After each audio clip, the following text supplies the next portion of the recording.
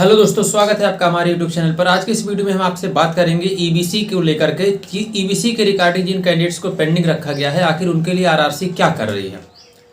Firozpur cantt से जो मामला सामने आ रहा है कि उन्होंने बोला आप ईबीसी सर्टिफिकेट या 16 से 19 के बीच का इनकम सर्टिफिकेट आप आरआरसी हेडक्वार्टर नई दिल्ली ले जाके जमा कर दीजिए। सीआर बाड़ीबुंदर में उन्होंने बोला हम ब्लॉक डेट देंगे, फिर आपको बुलाएंगे, फिर हम आपको सॉल्यूशन बताएंगे।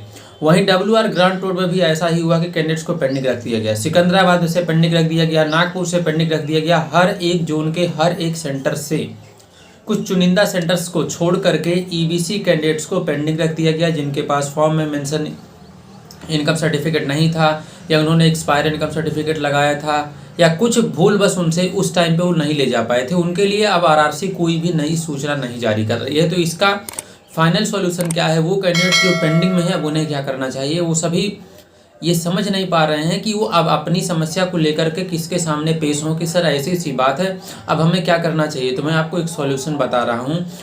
देखिए, सॉल्यूशन थोड़ा बहुत हो सकता है कि आपके बस में हो या ना भी हो, लेकिन आपको ध्यान से समझना पड़ेगा।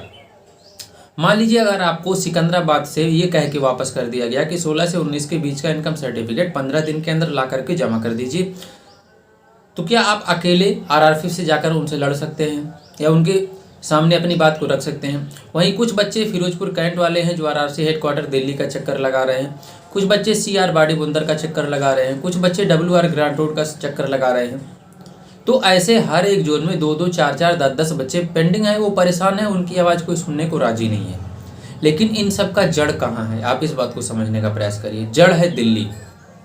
तो अगर आप सभी में यूनिटी है, आप सभी के पास एक पुख्ता प्रमाण है कि हाँ मैं ईबीसी कैंडिडेट हूँ, या आप उसके और सब्स्टिट्यूट उनको दिखा सकते हैं कि अगर मेरे पास उस टाइम का इनकम सर्टिफिकेट नहीं है तो और इस आरआरसी ने चालान लिया या फिर इस आरआरसी ने ये दूसरा सॉल्यूशन दिया।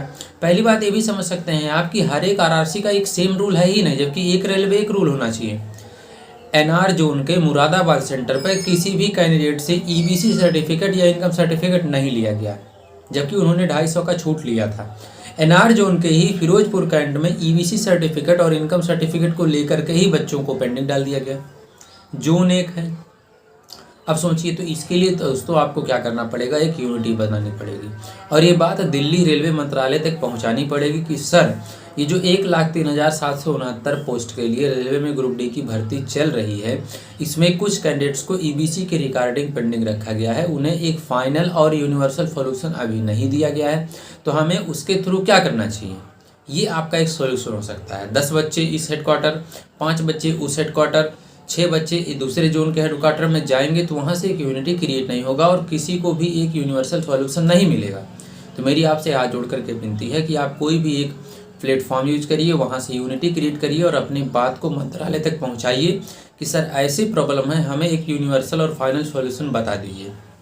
अगर आपको ये समझ आ रहा है तो इस वीडियो को ज़्यादा से ज़्यादा लोगों तक शेयर करिए और सभी को ये बात समझाने का प्रयास करिए कि यूनिटी में रहकर ही फाइनल सॉल्यूशन मिलेगा। 2-2, 4-4 लोग इधर उधर भटकेंगे तो इससे कुछ नहीं होगा। मिलते हैं नेक्स्ट वीडियो में। और ईबीसी के रिगार्डिंग या रेलवे की अपडेट के रिगार्डिंग मुझे जो छोटी से छोटी बात पता चलती है, मैं तुरंत आपको इस चैनल के माध्यम से बताने का और आपका हेल्प करने का मदद करता हूँ। आप चाहे तो हमारी ईबीसी के रिगार्डिंग करीब मैंने 10 वीडियो अपलोड करी हैं। मैं छोटी से छोटी और बड़ी से बड़ी चीज़ आपको बताने का, समझाने का प्रयास करता हूँ। तो आशा है कि अगर आप इस बात को समझते हैं, इस बात को आप बहुत ध्यान से गौर करेंगे, तो ईमेल्स आप देख लीजिए, ईमेल्स और ट्वीट करने से कोई बेनिफिट नहीं मिला। हज़ारों क्या लाखों की संख्या में ट्रेंडिंग ट्वीट हो गए, लेकिन कोई असर नहीं पड़ रहा है।